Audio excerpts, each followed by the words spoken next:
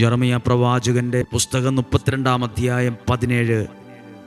ദൈവമായ കർത്താവേ, അങ്ങാണ് ശക്തമായ കരം നീട്ടി ആകാശവും ഭൂമിയും സൃഷ്ടിച്ചത്.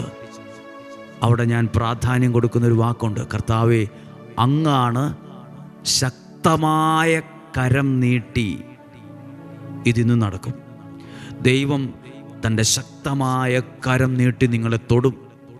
ദൈവം തൻ്റെ ശക്തമായ കരം നീട്ടി നിങ്ങളെ ഈ അവസ്ഥയിൽ നിന്ന് രക്ഷപ്പെടുത്തും.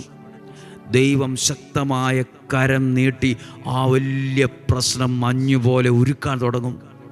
ദൈവം തൻ്റെ ശക്തമായ കരം നീട്ടി, അയ്യോ ഈ പ്രശ്നം എങ്ങനെ പരിഹരിക്കും, ഈ പ്രതിസന്ധി എങ്ങനെ മാറും, ഞാനിതിൽ കുടുങ്ങിപ്പോകുമോ, അത് അത്ഭുതം കാണാൻ അതിനകത്ത് ദൈവത്തിൻ്റെ കരം, ദൈവത്തിൻ്റെ ശക്തമായ കരം വന്ന് തൊട്ടത്